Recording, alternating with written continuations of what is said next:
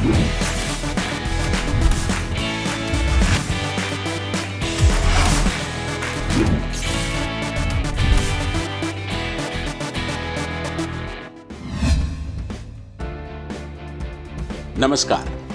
खेलों में खास में आज के मुद्दों पर एक नजर। मैं हूं संजय बैनर्जी। तकरीबन 100 दिनों के इंतजार के बाद इंग्लिश प्रीमियर लीग अब शुरू होने को है। हालांकि इस लीग में अब ज्यादा मैचेस बाकी नहीं हैं, लेकिन कोरोना के बाद इस लीग का शुरू होना इंटरेस्टिंग होगा। लंबे रेस्ट के बाद खिलाड़ियों की संभावित इंजरी के खतरे को देखते हुए रूल्स में कुछ चेंज किए गए हैं और अब 3 की जगह 5 सब्स्टिट्यूट्स उतारे जा सकेंगे। फुटबॉल पर नजदीक नजर रखने वाले अभिषेक झा। अभिषेक, भारतीय समय के अनुसार आधी रात से खेले जाने वाले मैनचेस्टर सिटी और आर्सेनल के मैच पर सारी दुनिया की निगाहें लगी हुई हैं। आप कितने एक्साइटेड हैं? जी, वाकई में संजय जी, एक बहुत बड़ा मैच है इंग्लिश प्रीमियर लीग में और आर्सेनल और मैनचेस्टर सिटी की टीम की राइवलरी भी बहुत जबरदस्त होती है। लेकिन पेंडेमिक के बाद का क्या सीन होगा ये तो देखने वाली बात होगी। स्टेडियम्स में लोग नहीं होंगे, लेकिन जो वर्चुअल क्राउड की बात हो रही है वो हमें ब्रॉडकास्टिंग के जरिए देखने को मिलेगा। लेकिन अगर इस मैच की बात करें तो इस मैच की जो वॉल्यूम है वो बहुत ज्यादा बढ़कर है संजय जी, क्योंकि अगर यहाँ पर आर्सेनल की टीम ने मैनचेस्टर सिटी की टीम को अगर उनके घर में हरा देती है तो फिर एक ऑप्शन बन जाता है लिवरपूल के पास, क्योंकि लिवरपूल का फिर 21 जून को मैच है इसी हफ्ते में और एवर्टन के अगेंस्ट मैच है। और अगर वो मैच लिवरपूल जीत जाती है तो फिर वहीं पे वो चैंपियन बन जाएगी। तो इसीलिए अगर इस चैंपियनशिप को आगे एक्सटेंड करके ले जाना है तो किसी भी हाल में मैनचेस्टर सिटी को इस मैच को जीतना ही होगा। और उनके पास प्लेयर्स भी हैं। केविन डी ब्रुयना की बात करें, रहीम स्टर्लिंग की बात करें, Sergio Aguero one of the best striker हैं प्रीमियर लीग में और वन ऑफ द बेस्ट जो फुटबॉल के कोच है पेप गार्डियोला, वो भी अभी उसी टीम के कोच हैं। तो होपफुली मैनेजर हैं तो बेटर परफॉर्मेंस देखने को मिले। लेकिन आर्सेनल की टीम ने बहुत बढ़िया रिकवर किया है और खासतौर पे ओबामयांग जो उनके स्ट्राइकर हैं, बरशिया डॉर्टमुंड से पहले खेलते थे संजय जी, कमाल के स्ट्राइकर हैं। और इंग्लिश प्रीमियर लीग में जब आए तो क्वेश्चन उठा था कि यार जो बुंदेशलीगा में जैसा उनका परफॉर्मेंस था वो इसी तरीके का कर पाएंगे या नहीं कर पाएंगे इंग्लिश प्रीमियर लीग में।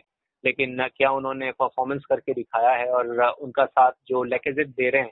तो ये जो दोनों स्ट्राइकिंग पावर है आर्सेनल के पास, वो वाकई में टेस्ट कर सकती है मैनचेस्टर सिटी के डिफेंडर्स को। जी जी जी जी। अच्छा अभिषेक, 3 की जगह 5 सब्स्टिट्यूट खिला सकेंगी टीमें, क्यों ऐसा किया गया है? इंजरी की वजह से या कोई और वजह इसके लिए? जी, बिल्कुल सही कहा आपने। दो जो रीजन है वो बिल्कुल साफ है संजय जी। एक तो आपने जो बात की कि इंजरी की, क्योंकि अब जो टाइम बचा है 92 मैचेस होने हैं, 92 मैचेस होने हैं संजय जी, और सिर्फ 5 हफ्ते 5.5 हफ्ते का टाइम दिया गया है। यानी कि पहले जो इंग्लिश प्रीमियर लीग के हम मैचेस देखते थे वो वीकडेज पे वीकेंड पे होते थे, लेकिन अब वीकडेज पे भी हैं। एक टीम को 1-2 दिन का सिर्फ गैप मिल रहा है, उसी में आपको ट्रेवल भी करना है, मैचेस भी खेलने। तो इंजरी का तो एक सवाल है ही, लेकिन दूसरा ये भी है कि इसकी शुरुआत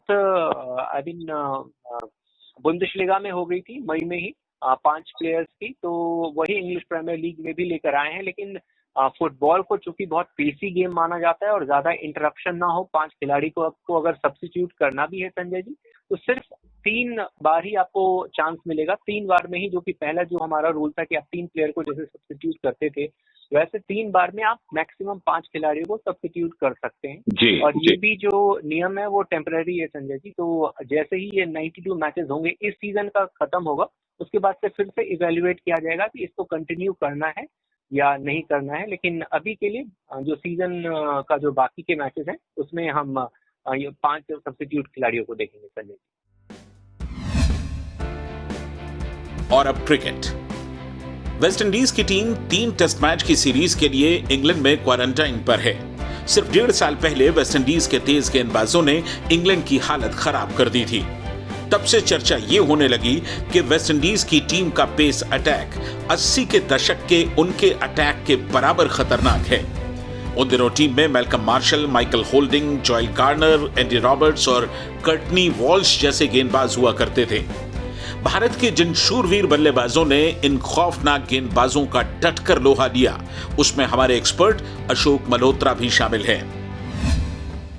अशोक जी, आपने उस अटैक को फेस भी किया है और आप वर्तमान का जो वेस्ट इंडीज का अटैक है उसे देख भी रहे हैं। कैसे कंपेयर करेंगे, कैसे तुलना करेंगे दोनों में? देखिए, बिल्कुल भी तुलना नहीं, कहते ना कि कहाँ राजा भोज और कहाँ गंगू तेली, वो वाली बात है। क्योंकि जो 80s का अटैक था उस समय तो आपको राहत की सांस नहीं मिलती थी और क्लाइव लॉयड को ज्यादा कप्तानी नहीं करनी होती। 5 ओवर होल्डिंग करता था, 5 ओवर रॉबर्ट्स करता, उसके बाद 5 ओवर मार्क करता था, 5 ओवर गार्नर करता, तो सिर्फ उनको और सारा दिन प्रेशर बना रहता था, दबाव बना रहता है और फिर वो हर गेंदबाज अलग तरह का होता और फिर उनका एक दबदबा था, एक खौफ था, जो आज की जो वेस्ट इंडियन तेज गेंदबाजी उसका बिल्कुल भी दिखाई नहीं देता। आप अगर कैमर रोज की बात करें, वो अच्छा खासा मूवमेंट करा सकते हैं, मीडियम पेसर अगर मैं कहूँ। शैनन गैब्रियल वो भी गति वाले जरूर है, लेकिन वो सफलता उनको नहीं मिली है। तो मेरे को ना जाने क्यों लगता है कि हालांकि जरी जोसेफ काफी तेज गेंदबाज है, लेकिन ये वाला जो पेस अटैक है और फिर जेसन होल्डर है, हालांकि 6 फुट 8 इंच के जरूर है, लेकिन उनमें वो पैनापन नहीं, एक्यूरेसी जरूर है। ये थोड़ा इंग्लिश टाइप अटैक लगता है, वेस्ट इंडियन अटैक दिखाई नहीं देता। इंग्लैंड की तरह का अटैक है जो विकेट टू विकेट गेंदबाजी करते हैं, लाइन एंड लेंथ से गेंदबाजी करते हैं, वो जो कहते हैं परफ्यूम बॉल या जो आपके नाक के पास से निकल के जाती थी, उस तरह की गेंदबाजी करने की क्षमता इस गेंदबाजी में दिखाई नहीं दी। बिल्कुल, उस परफ्यूम बॉल्स की जो खुशबू है वो आपने अच्छी खासी ली है, बिकॉज आपके जो करियर की बेस्ट इनिंग्स है वो वेस्ट इंडीज के ही खिलाफ है। कौन सा ऐसा बॉलर था जिसे खेलना सबसे मुश्किल होता था उन दिनों अशोक जी?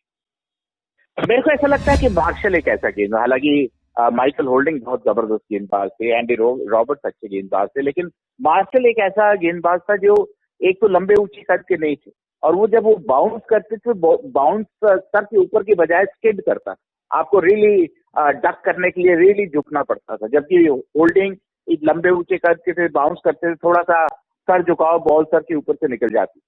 तो कहीं ना कहीं मार्शल एक ऐसा था और उसके पास शायद गति भी सबसे ज्यादा गति थी उस समय, पेस अच्छा था, दोनों तरफ मूव कराने की क्षमता थी और बिल्कुल कंप्लीट बॉलर। अगर आप देखिए कि छोटा सा उनका जो जीवन काल था टेस्ट क्रिकेट का, उसमें काफी विकेट चटकाए हैं उन्होंने और काफी सफल गेंदबाज रहे। मेरे को ऐसा लगा कि वो शायद पिक अप बोले। क्रिकेट की दो और खबरें। पाकिस्तान के ज्यादातर क्रिकेटर्स की तरह वहाब रियाज ने भी टेस्ट क्रिकेट से संन्यास की घोषणा के बाद फिर वापसी की है।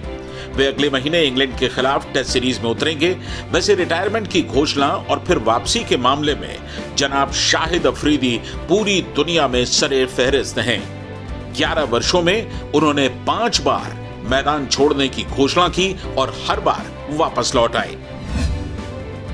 उधर ऑस्ट्रेलियाई क्रिकेट के चेयरमैन अर्ल एडिंग्स ने साफ कर दिया है कि T20 की मेजबानी अक्टूबर में पॉसिबल नहीं है। उन्होंने माना कि इसे ऑर्गेनाइज करने की बात करना अव्यावहारिक होगा।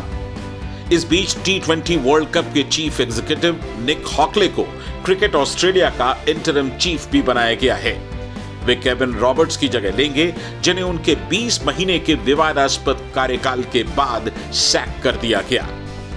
तो खेलों में खास में आज इतना ही। कल फिर इसी जगह पर आपसे मुलाकात होगी। नमस्कार।